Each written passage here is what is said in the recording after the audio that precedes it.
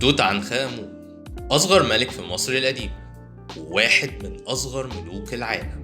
مات صغير وملوش إنجازات كبيرة قوي مقارنة بخناتون أو رمسيس التاني أو تحتمس التالت. أمال ليه العالم مهتم بيه قوي للدرجة دي؟ السر كان في اكتشاف مقبرته.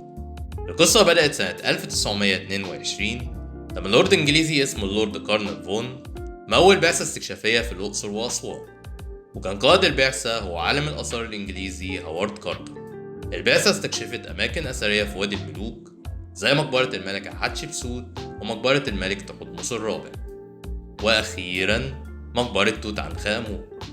والمفاجأة إن اللي قاد البعثة لمكان المقبرة كان طفل اسمه حسين عبد الرسول.